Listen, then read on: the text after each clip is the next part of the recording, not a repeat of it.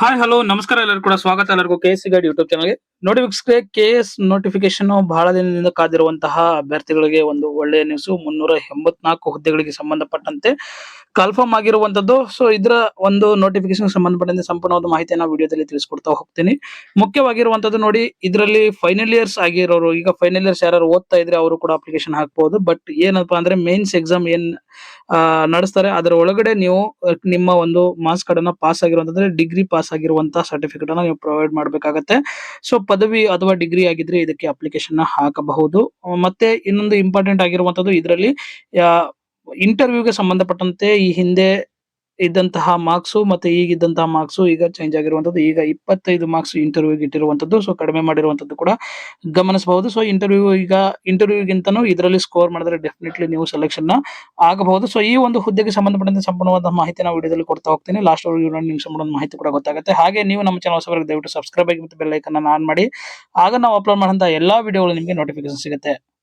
ನೋಡಿ, ಇದು ನೋಟಿಫಿಕೇಶನ್ ಕರ್ನಾಟಕ ಲೋಕಸೇವಾ ಆಯೋಗ ಕೆಪಿಎಸ್ಸಿ ಇಂದ ಒಂದು ಬಿಟ್ಟಿರುವಂತಹ ನೋಟಿಫಿಕೇಶನ್ ನಿಮ್ ಡಿಸ್ಕ್ರಿಪ್ಷನ್ ಲಿಂಕ್ ಕೊಡ್ತೀನಿ, ಅಲ್ಲಿಂದ ಹೋಗಿ ಡೌನ್ಲೋಡ್ ಮಾಡ್ಕೋಬಹುದು. ಇದರಲ್ಲಿ ಗ್ರೂಪ್ ಎ ಮತ್ತೆ ಗ್ರೂಪ್ ಬಿ ಎರಡು ಹುದ್ದೆಗಳು ಕನ್ಫರ್ಮ್ ಮಾಡುತ್ತೆ.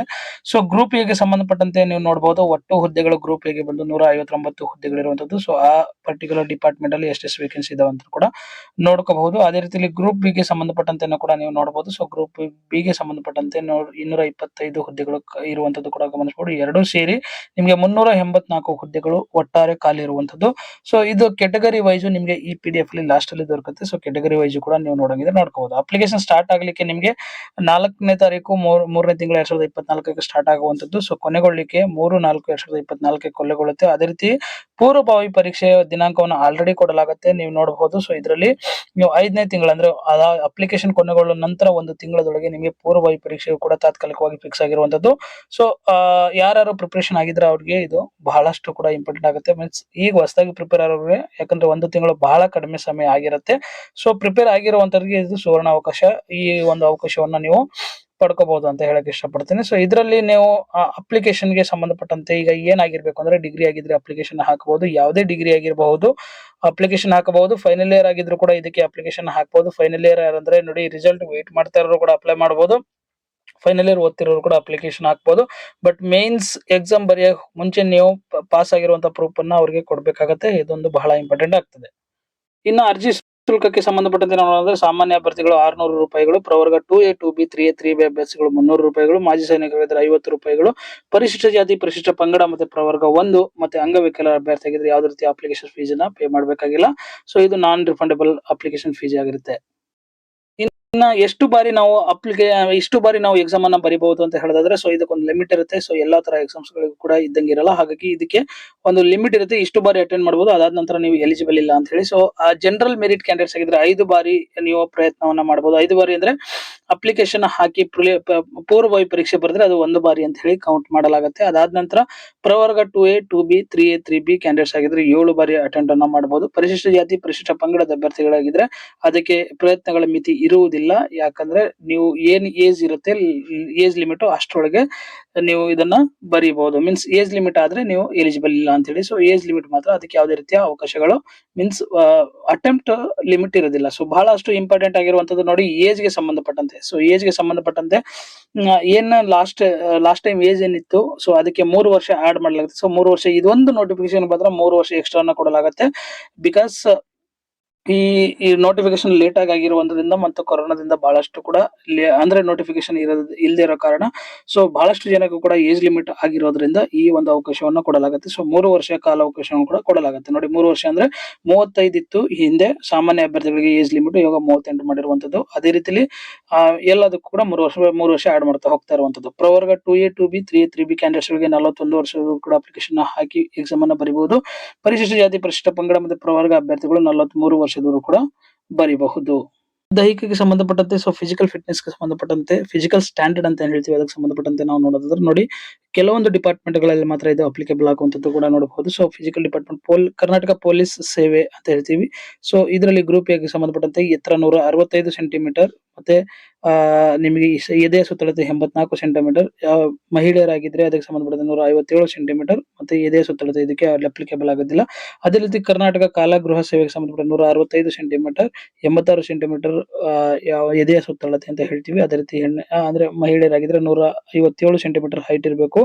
ಅದೇ ರೀತಿ ಅಬಕಾರಿ ಉಪ ಅಧೀಕ್ಷಕರು ಅಂತ ಹೇಳ್ತೀವಿ. ಸೊ ಅಬಕಾರಿ ಅಂತ ಹೇಳ್ತೀವಿ. ಸೊ ಆ ಒಂದು ಡಿಪಾರ್ಟ್ಮೆಂಟ್ ಬಳದ್ರೆ 163 ಸೆಂಟಿಮೀಟರ್ ಹೈಟು, 81 ಸೆಂಟಿಮೀಟರ್ ಎದೆಯ ಸುತ್ತಳತೆ. ಮಹಿಳೆಯರಾಗಿದ್ರೆ 157 ಸೆಂಟಿಮೀಟರ್ ಕೂಡ ಅಪ್ಲಿಕೇಬಲ್ ಹಾಕಬಹುದು. ಸೊ ಕಡಿಮೆ ತೂಕ ಅಂದ್ರೆ 49 ತೂಕ ಇರಬೇಕಾಗತ್ತೆ. ಇನ್ನು ಬಹಳ ಮುಖ್ಯವಾಗಿರುವಂತದ್ದು ಸ್ಪರ್ಧಾತ್ಮಕ ಪರೀಕ್ಷೆ ವಿಧಾನ. ಸೊ ಹೆಂಗೆ ಸೆಲೆಕ್ಷನ್ ಮಾಡಲಾಗುತ್ತೆ ಅನ್ನೋದ್ರ ಬಗ್ಗೆ ನಾನು ಒಂದು ಕ್ಲಿಯರ್ ಆಗಿ ಹೇಳ್ತೀನಿ. ಫಸ್ಟ್ ಬಂದು ಇದರಲ್ಲಿ 2 ಸ್ಟೇಜ್ ಇರುತ್ತೆ.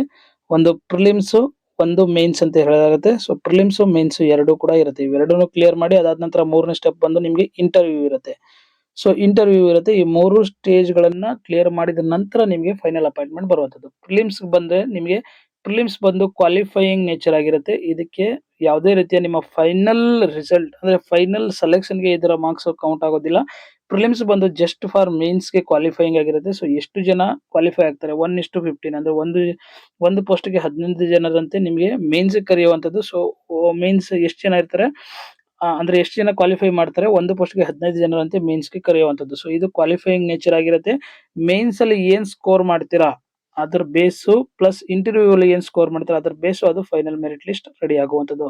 ಸೊ ಹಾಗಾದ್ರೆ ಪ್ರಿಲಿಮ್ಸ್ ಯಾವ ತರ ಇರುತ್ತೆ, ಮೇನ್ಸ್ ಅಲ್ಲಿ ಯಾವ ತರ ಇರುತ್ತೆ, ಮತ್ತೆ ಇಂಟರ್ವ್ಯೂ ಯಾವ ತರ ಇರುತ್ತೆ ಅಂತ ನಾವು ತಿಳ್ಕೊತಾ ಬರೋದಾದ್ರೆ, ಸೊ ಪ್ರಿಲಿಮ್ಸ್ ಬಂದು ನಿಮ್ಗೆ ಟೋಟಲ್ 400 ಮಾರ್ಕ್ಸ್ ಇರುತ್ತೆ.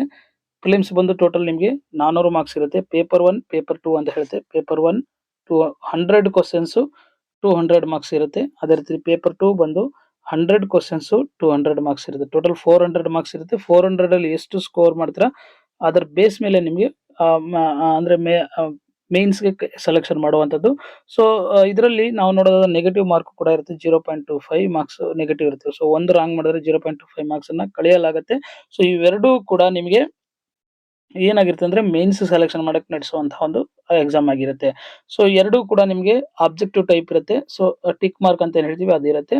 ಇನ್ನ ಮೇನ್ಸ್ ಬಂದು ನಿಮ್ಗೆ ಡಿಸ್ಕ್ರಿಪ್ಟಿವ್ ಟೈಪ್ ಅಂದ್ರೆ ಬರೀಬೇಕಾಗುತ್ತೆ, ರಿಟರ್ನ್ ಎಕ್ಸಾಮ್ ಇರುತ್ತೆ. ಸೊ ಮೇನ್ಸ್ ಅಲ್ಲಿ ನಾವು ನೋಡೋದಾದ್ರೆ, ಸೊ ಮೇನ್ಸ್ ಬಂದು ನಿಮ್ಗೆ ಲಿಖಿತ ಪರೀಕ್ಷೆ ಇರುತ್ತೆ. ಸೊ ಲಿಖಿತ ಪರೀಕ್ಷೆಯನ್ನ ನೋಡ್ಕೋಬಹುದು. ಸೊ ಈ ಲಿಖಿತ ಪರೀಕ್ಷೆಯಲ್ಲಿ ಈ 2 ಭಾಗಗಳಾಗಿ ವಿಂಗಡಣೆ ಮಾಡಲಾಗುತ್ತೆ. ಒಂದು ಬಂದು ಅರ್ಹತಾ ಅರ್ಹತಾ ಪತ್ರಿಕೆಗಳು ಅಂತ ಹೇಳಿ ಕ್ವಾಲಿಫೈಯಿಂಗ್ ಪೇಪರ್ಸ್ ಅಂತ ಹೇಳ್ತೀವಿ. ಸೊ ಇದು ಜಸ್ಟ್ ಕ್ವಾಲಿಫೈಯಿಂಗ್ ಅಂದ್ರೆ ನಿಮ್ಮ ಮೆರಿಟ್ ಲಿಸ್ಟ್ ಗೆ ಇದು ಕೌಂಟ್ ಆಗೋದಿಲ್ಲ. ಸೊ ಕನ್ನಡ ಮತ್ತೆ ಇಂಗ್ಲಿಷ್ ಎರಡೂ ಕೂಡ ಪೇಪರ್ ಇರುತ್ತೆ. ಇದು ಕೂಡ ಡಿಸ್ಕ್ರಿಪ್ಟಿವ್ ಇರುತ್ತೆ. 150 ಮಾರ್ಕ್ಸ್ ಗಳಿಗೆ ಒಂದೊಂದು ಪೇಪರ್ ಇರುತ್ತೆ. 2 ಗಂಟೆಗಳ ಕಾಲ ಸಮಯಾವಕಾಶ ಇರುತ್ತೆ ನಿಮಗೆ.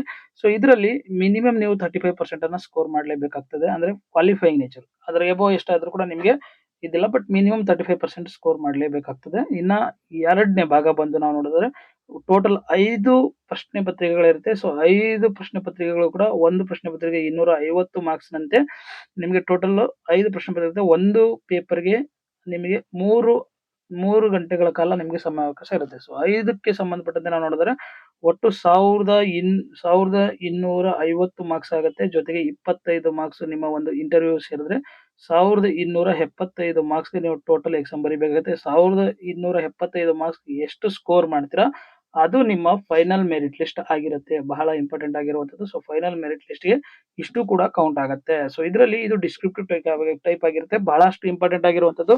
ಸೊ ನೀವು ಈಗ ನೋಡಿ ಪೇಪರ್ ವ್ಯಾಲ್ಯೂಯೇಷನ್ ಆಗುತ್ತೆ. ಇವೆಲ್ಲವೂ ಕೂಡ ಆದ ನಂತರ ನೀವು ನಿಮ್ಮ ಪೇಪರ್ನ ಮತ್ತೆ RTI ಅಪ್ಲೈ ಮಾಡಿ ನಿಮ್ಮ ಪೇಪರ್ನ ವ್ಯಾಲ್ಯೂಯೇಷನ್ ಪೇಪರ್ನ ಕೂಡ ತಗೋಬಹುದು. ಬಹಳ ಇಂಪಾರ್ಟೆಂಟ್. ಹಾಗಾಗಿ ಯಾರ್ಯಾರು ಪ್ರಿಪರೇಷನ್ ಆಗ್ತಾ ಇದ್ರೆ ಅವರಿಗೆ ಇದು ಅವಕಾಶ ಅಂತ ಹೇಳ್ತೀವಿ. ಸೊ ಯಾವ್ಯಾವ ಪೇಪರ್ ಇರುತ್ತೆ ಅಂತ ನೋಡಿದ್ರೆ 5 ಪೇಪರ್ ಅಲ್ಲಿ ಒಂದು ಬಂದು ಪ್ರಬಂಧ ಅಂತ ಅಂತ ಹೇಳ್ತೀವಿ. ಅದೇ ರೀತಿ ಜನರಲ್ ಸ್ಟಡೀಸ್ 1, 2, 3 ಮತ್ತೆ 4 ಇಷ್ಟು ಇರುತ್ತೆ. ಸೊ ಇದಕ್ಕೆ ಸಂಬಂಧಪಟ್ಟಂತೆ ಸಿಲೆಬಸ್ ಅನ್ನ ಸಪರೇಟ್ ಆಗಿ ಒಂದು ವಿಡಿಯೋ ಮಾಡೋಣ. ಪೇಪರ್ 1 ಸಿಲೆಬಸ್ ಇದರಲ್ಲಿ ನಾವು ಡಿಸ್ಕಸ್ ಮಾಡೋಣ. ಸೊ ಪೇಪರ್ 1 ಗೆ ಸಂಬಂಧಪಟ್ಟಂತೆ ನಾವು ನೋಡೋದಾದ್ರೆ ಈ ಎಷ್ಟೆಷ್ಟು ಯಾವ್ಯಾವುದಕ್ಕೆ ಎಷ್ಟೆಷ್ಟು ಮಾರ್ಕ್ಸ್ ಅನ್ನ ಕೊಡಲಾಗುತ್ತೆ ಅಂತ ನೋಡೋದಾದ್ರೆ ಇದರಲ್ಲಿ ಪ್ರಶ್ನೆ ಪತ್ರಿಕೆ 1 ಮತ್ತೆ 2 ಇರುತ್ತೆ ಅಂತ ಹೇಳಿದೆ ಆಲ್ರೆಡಿ. ಸೊ ನಿಮಗೆ ರಾಷ್ಟ್ರೀಯ ಮತ್ತು ಅಂತಾರಾಷ್ಟ್ರೀಯ ಪ್ರಾಮುಖ್ಯತೆ ವಿಷಯಗಳನ್ನ ಒಳಗೊಂಡಂತೆ ಸಾಮಾನ್ಯ ಅಧ್ಯಯನ ಅಂತ ಜನರಲ್ ಸ್ಟಡೀಸ್ ನಮ್ಮ ನ್ಯಾಷನಲ್ ಮತ್ತೆ ಇಂಟರ್ನ್ಯಾಷನಲ್ ಗೆ ಸಂಬಂಧಪಟ್ಟಂತೆ ಇರುತ್ತೆ. ಅದಕ್ಕೆ 40 ಕ್ವಶನ್ಸ್ 80 ಮಾರ್ಕ್ಸ್ ಇರುತ್ತೆ. ಹ್ಯುಮ್ಯಾನಿಟಿಗೆ ಸಂಬಂಧಪಟ್ಟಂತೆ 60 ಕ್ವಶನ್ಸ್ 120 ಮಾರ್ಕ್ಸ್ ಇರುತ್ತೆ. ಸೊ ಟೋಟಲ್ 200 ಮಾರ್ಕ್ಸ್ ಪ್ರಶ್ನೆ ಪತ್ರಿಕೆ 1. ಅದೇ ರೀತಿ ಪ್ರಶ್ನೆ ಪತ್ರಿಕೆ 2 ಕೂಡ ನೋಡಬಹುದು. ಸೊ ಇದಕ್ಕೆ ಸಂಬಂಧಪಟ್ಟಂತೆ general studies related to the state importance ಅಂತ ಹೇಳ್ತೀವಿ. ಅದೇ ರೀತಿ ಜನರಲ್ ಸೈನ್ಸ್ ಮತ್ತೆ ಟೆಕ್ನಾಲಜಿ ಎನ್ವಿರಾನ್ಮೆಂಟ್ ಅಂಡ್ ಎಕಾಲಜಿ ಅಂತ ಹೇಳ್ತೀವಿ. ಇದಕ್ಕೆ ಸಂಬಂಧಪಟ್ಟಂತೆ 60 ಮಾರ್ಕ್ಸ್. ಜನರಲ್ ಮೆಂಟಲ್ ಎಬಿಲಿಟಿಗೆ ಸಂಬಂಧಪಟ್ಟಂತೆ 60 ಮಾರ್ಕ್ಸ್. ಟೋಟಲ್ ಬಂದು ನಿಮಗೆ 200 ಮಾರ್ಕ್ಸ್ ಇರುತ್ತೆ. ಇದು ನೀವು ನೋಡ್ಕೋಬಹುದು. ಸೊ ಇದು ಪ್ರಿಲಿಮ್ಸ್ಗೆ ಸಂಬಂಧಪಟ್ಟಂತೆ ಒಂದು ಸಿಲೆಬಸ್ ಅಂತ ಹೇಳ್ತೀವಿ. ಯಾರ್ಯಾರು ಪ್ರಿಪರೇಷನ್ ಆಗ್ತಾ ಇದ್ದಾರೆ ಸಿಲೆಬಸ್ ಆಲ್ಮೋಸ್ಟ್ ಗೊತ್ತಿರುತ್ತೆ. ಏನಾದರೂ ಬೇಕು ಅಂದ್ರೆ ಡೆಫಿನೆಟ್ಲಿ ಕಾಮೆಂಟ್ ಬಾಕ್ಸ್ ಅಲ್ಲಿ ಕಾಮೆಂಟ್ ಮಾಡಿ. ಕನ್ನಡ ಮತ್ತೆ ಇಂಗ್ಲಿಷ್ ಅಲ್ಲಿ ಪೇಪರ್ ಇರುತ್ತೆ. ಸೊ ನಿಮಗೆ ಯಾವ್ದಾದ್ರು ಕನ್ನಡದಲ್ಲಿ ಏನಾದ್ರು ನಿಮಗೆ ರಾಂಗ್ ಕ್ವಶನ್ಸ್ ಅನ್ಸಿದ್ರೆ, ಏನಾದ್ರು ಸ್ಪೆಲ್ಲಿಂಗ್ ಮಿಸ್ಟೇಕ್ ಆಗಿದ್ರೆ ಇಂಗ್ಲಿಷ್ ಇದರ ಒಂದು ಫೈನಲ್ ಆಗಿರುತ್ತೆ, ಇಂಗ್ಲಿಷ್ ವರ್ಷನ್. ಇನ್ನ ಕೊನೆಯದಾಗಿ ಅಪ್ಲಿಕೇಶನ್ ಹಾಕೋದು ಹೇಗೆ ಅನ್ನೋದಾದ್ರೆ ನೋಡಿ, ಅಪ್ಲಿಕೇಶನ್ ಹಾಕ್ಲಿಕ್ಕೆ ನಿಮ್ಗೆ ಕೊನೆ ದಿನಾಂಕದೊಳಗಡೆ ನಿಮ್ಗೆ KPSC ಮೂಲಕ ಒಂದು ಪ್ರೊಫೈಲ್ ಅನ್ನ ಕ್ರಿಯೇಟ್ ಮಾಡಿ ಅಲ್ಲಿಂದ ಅಪ್ಲಿಕೇಶನ್ ಹಾಕಬಹುದು. ಸೊ ಡಿಸ್ಕ್ರಿಪ್ಷನ್ ಲಿಂಕ್ ಕೊಡ್ತೀನಿ KPSC ಇದು, ಅಲ್ಲಿಂದ ಹೋಗಿ ಡೈರೆಕ್ಟ್ ಆಗಿ ಅಪ್ಲಿಕೇಶನ್ ಹಾಕಬಹುದು. ಮತ್ತೇನಾದ್ರೂ ಡೌಟ್ಸ್ ಇದ್ರೆ ಕಾಮೆಂಟ್ ಬಾಕ್ಸ್ ಅಲ್ಲಿ ಕಾಮೆಂಟ್ ಮಾಡಿ ಅಂತ ಹೇಳ್ತಾ ಇವತ್ತಿನ ವಿಡಿಯೋನ ಮುಗಿಸ್ತಾ ಇದ್ದೀನಿ. ಮತ್ತೆ ಸಿಗೋಣ ಹೊಸ ವಿಡಿಯೋ ಜೊತೆಗೆ. ಅಲ್ಲಿವರೆಗೂ ಬಾಯ್.